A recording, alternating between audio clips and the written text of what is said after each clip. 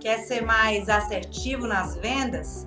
Então fica aqui com a gente, que o episódio de hoje do Plano de Voo, a websérie de entrevistas da Escola Voa, é para você e tá imperdível. O meu nome é Lara Roveri e hoje eu piloto um papo com o professor Eduardo Pitombo sobre vendas consultivas.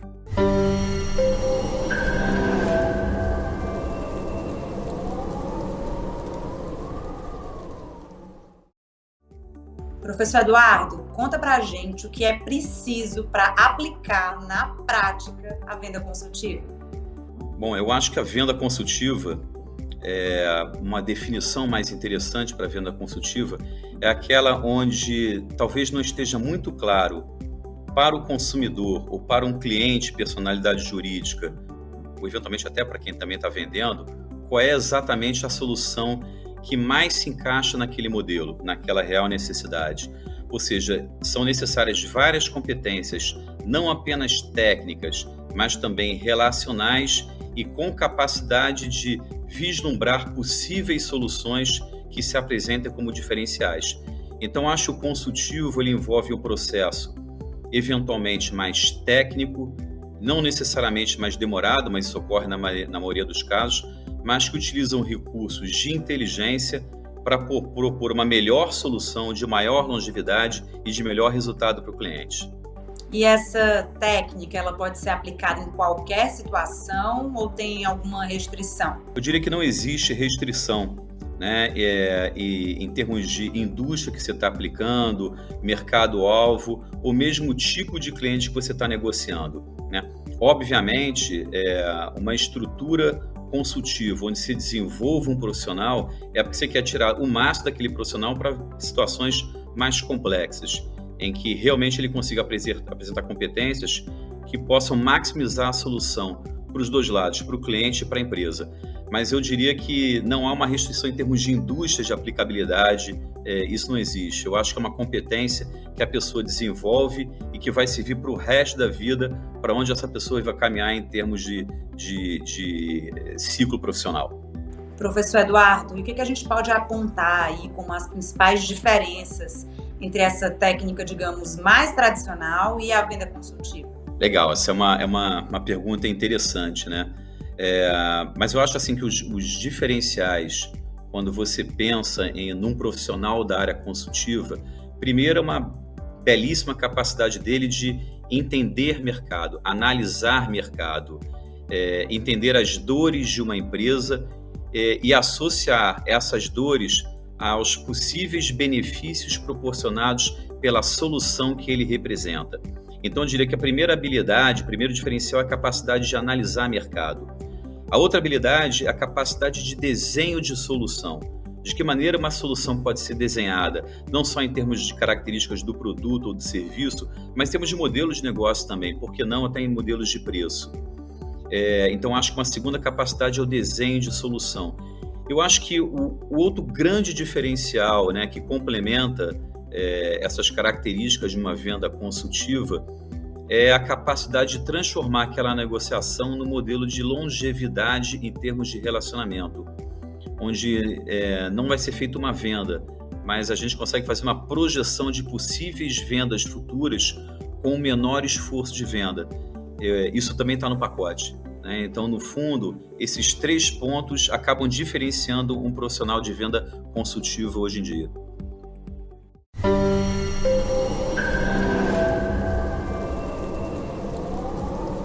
Então, professor Eduardo, conta pra gente o que é preciso para aplicar a venda consultiva. É muito importante que a empresa esteja estruturada a respirar o assunto venda. Venda não é um feeling, né? Venda, ela é uma ciência. Então, acho que a empresa tem, antes de tudo, que ter toda a estrutura voltada para gestão, acompanhamento, capacitação da equipe, né? Ou seja, treinamento contínuo, constante, levantamento de informações de mercado, enfim, todo o ciclo de venda tem que ser alguma coisa existente em termos processuais na empresa e, ao mesmo tempo, esteja acontecendo de fato. Então, não é algo informal. A estrutura e o modelo de venda consultiva é algo que necessariamente está dentro do DNA da corporação. há um perfil específico para o vendedor consultivo? Que habilidades ele deve ter? Legal, Lara. A gente, durante o nosso programa, a gente discute muito isso, né? Sobre o perfil mais adequado para uma pessoa que vai trabalhar na área comercial, principalmente com habilidades voltadas a vendas consultivas. Então, eu diria assim que as pessoas conseguem desenvolver esse perfil, né, e conseguem desenvolver principalmente as competências associadas a um profissional. Então, eu dedicarei mais tempo a discutir as competências essenciais a esse profissional, na linha de negociação, de tomada de decisão, de criatividade e de inovação. Eu destacaria exatamente essas 4 competências para esse tipo de profissional. A gente categorizou agora, né, por competências, e eu queria saber se tem como dividir em etapas a venda consultiva. E caso sim, quais são essas etapas? Oi, Lara, tem sim. Na verdade, isso é muito conhecido como processo de venda. No nosso contexto, processo de venda consultiva. Ele é de fato dividido em etapas, desde o momento inicial de prospecção, de geração de leads, até você chegar no momento de fechamento de relacionamento. E existem etapas intermediárias. Esse desenho ele é construído, ele não é único de empresa para empresa, ou seja, que a gente chama do processo de venda, do ciclo da venda. Mas eu diria que começa numa linha de entendimento do mercado e prospecção até finalizar em fechamento ou perda de um negócio, mas principalmente de um processo contínuo de relacionamento. Esse tipo de discussão, de desenho de processo, é muito visto dentro do programa da VOA.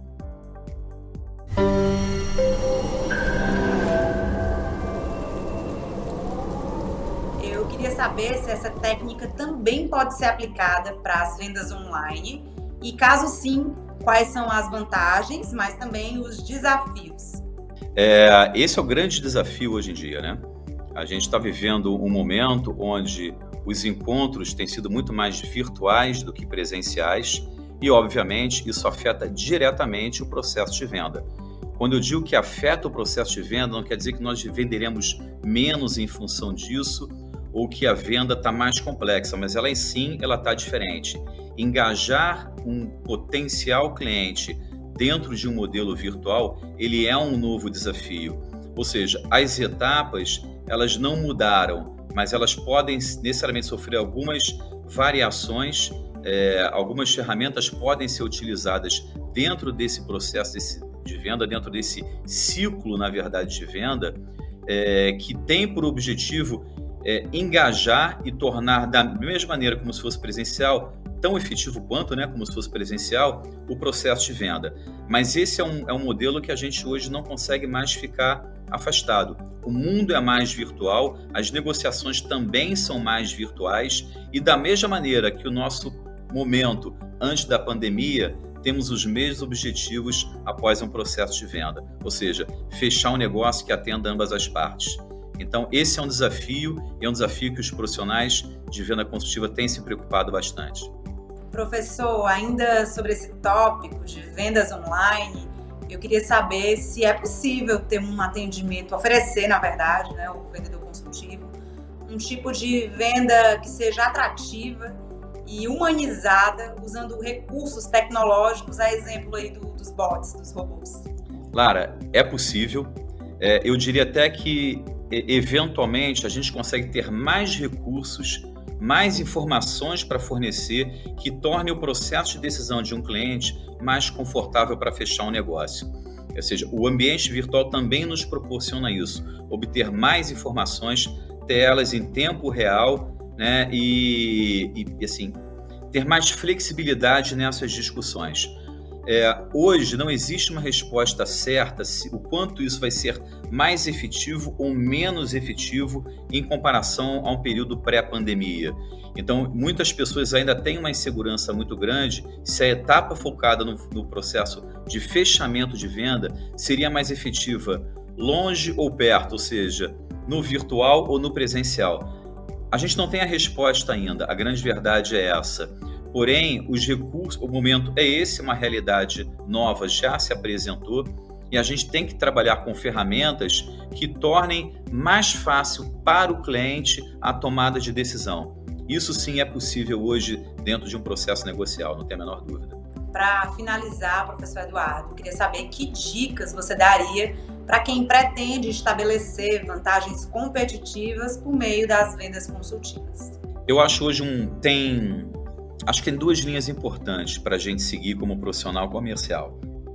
O primeiro quanto mais técnico a pessoa for, quanto mais capacidade técnica, melhor conhecer a sua solução, seu produto, melhor são as chances dele passar por uma outra etapa. Uma pessoa comercial não precisa conhecer profundamente toda a solução técnica como uma pessoa técnica de fato.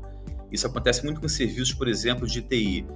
Porém, quanto mais degraus ele conseguir subir, mais tranquila a decisão por um cliente passar por uma nova etapa de negociação. Ou seja, uma primeira dica é importante conhecer o seu produto, é importante conhecer a sua solução, é importante atualizar-se constantemente em relação ao produto que você tem, que você comercializa. Esse é um ponto.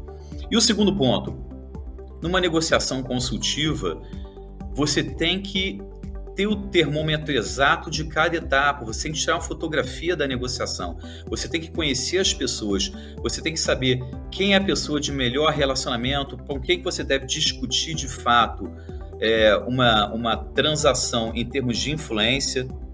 Então, da mesma maneira que você tem que se desenvolver tecnicamente, você também tem que desenvolver competências comportamentais, relacionais, que são eficientes e que no final acabam sendo aquelas mais importantes para um fechamento de um negócio.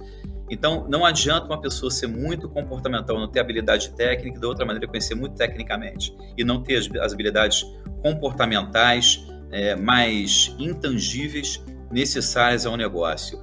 Esse profissional hoje tem que ser cada vez mais completo dentro desse contexto. O episódio do Plano de Voo, que contou com a brilhante participação do professor Eduardo Piton, encerra por aqui. Eu gostaria de agradecer a você, professor, pelos insights maravilhosos e, claro, também a nossa audiência que nos acompanhou daí. Obrigada.